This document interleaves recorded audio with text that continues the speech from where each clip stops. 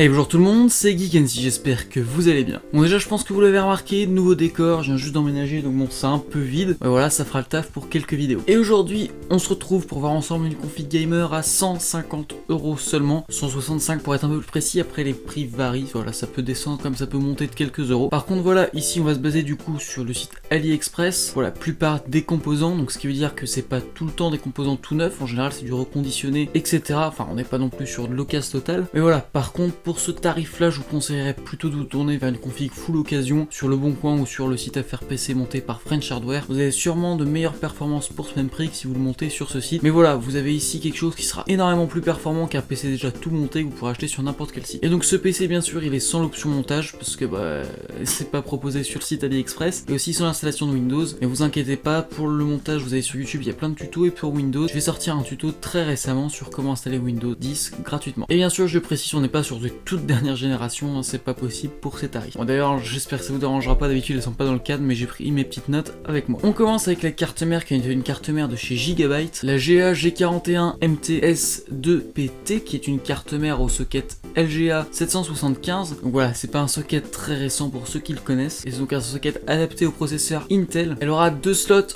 en DDR3 qui supporteront maximum 8 Go à 1066 MHz. Côté des connectiques on retrouvera de l'USB 2.0, les ports PS2 donc pour clavier et souris, du VGA et de l'Ethernet. Ensuite voilà, il y en a d'autres comme les prises jack, etc.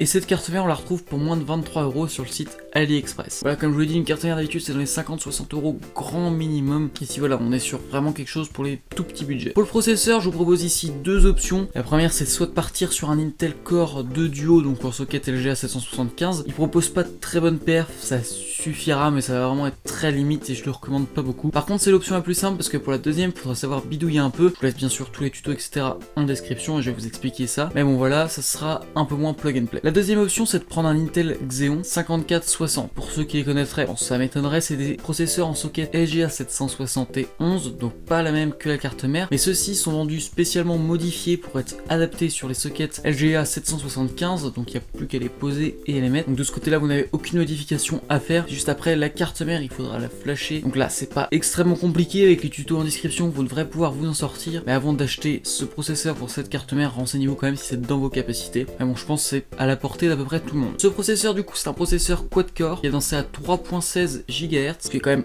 assez correct pour un processeur dans ces prix là. Il aura 12 MO de cache, sera gravé en 45 nanomètres et consommera aux environs de 130 watts si ma mémoire est bonne. Bah, il coûte vraiment pas cher pour ce que c'est puisqu'il coûte 13,40€, donc bon c'est pas beaucoup plus qu'un Intel Core 2 Duo, et je pense que ça serait vraiment dommage de s'en priver juste pour un flash de carte mère. Pour la RAM, j'ai ici choisi une barrette de 8 Go de RAM à 1600 MHz en DDR3 de la marque Tanbash, qui est une marque asiatique. Alors on a une fréquence de 1600 MHz pour une carte mère qui ne supporte que 1066. Après c'est pas dérangeant, c'est juste qu'on n'exploitera pas totalement la RAM, et pour ceux qui aiment bien bidouiller, il y aura possibilité du coup d'overclocker un peu la carte mère pour qu'elle supporte une fréquence un peu plus élevée au niveau de la RAM. Côté carte graphique, et celle qui va nous faire la plupart des performances en jeu, j'ai ici choisi une GTX 750 Ti OC 2 Go, donc encore une fois sur AliExpress, et pour vous donner une idée c'est quand même meilleur qu'une 1030, voilà, qui est une carte graphique actuelle, même si du coup elle consomme un peu plus vu que c'est une carte graphique un peu moins récente. Et voilà, pour moins de 40€, je vais vous montrer les performances en jeu et vous allez voir que c'est carrément bon. Sur Assassin's Creed Origins en low 1080p, on a entre 35 FPS minimum et 50 FPS au plus haut, donc bon c'est totalement jouable. Sur Fortnite en médium 1080p, on a entre 42 et 52 FPS, ce qui là aussi est très bien pour une config à 150€, c'est juste énorme. Sur GTA 5 en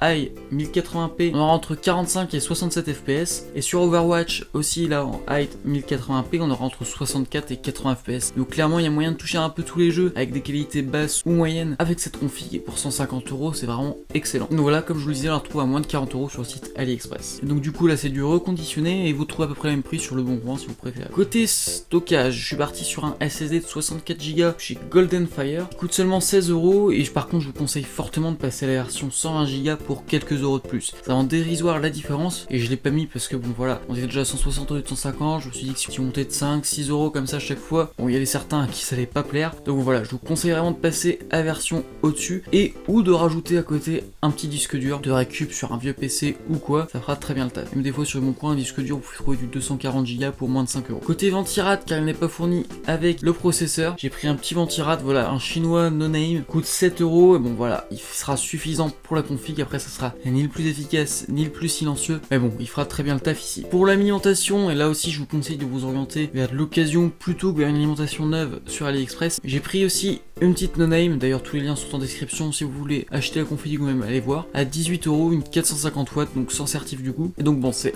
un peu dommage de se passer d'une bonne alimentation pour cette config, mais bon, avec le budget on peut pas vraiment se permettre une meilleure alimentation. Côté boîtier, pour finir, et là ça dépendra des goûts, ceux sur AliExpress je les ai trouvés vraiment pas top, ceux à 20 euros c'était en général des boîtiers de serveur, donc noir, basique, et qui avaient pas l'air forcément bien foutu à l'intérieur. Et donc bon, je vous conseille plutôt de vous orienter sur Amazon pour moins de 28 euros, il y a le Aerocool Cyclone Mini, donc voilà, qui est un petit boîtier RGB qui est très sympa avec un petit ventilateur de 80 fournis, ça sera là aussi suffisant pour la config, et moi il fera très bien le taf pour une config à 160 balles. Bon voilà, je le dis une dernière fois avant que la vidéo se finisse, c'est vraiment le budget minimal, c'est vraiment une config pour ceux qui ne veulent pas attendre d'économiser un peu plus, et bon, c'est peut-être un peu dommage de se priver d'une config à même 100 euros de plus en occasion, il y a moyen de faire beaucoup mieux. Mais bon voilà, si la vidéo vous a plu, n'hésitez pas à mettre un like, sinon un dislike, à vous abonner à la chaîne, à me rejoindre sur les réseaux sociaux, Twitter, Instagram, les liens sont en description, vous abonner à la chaîne, et sur ce moi je vous dis à la prochaine.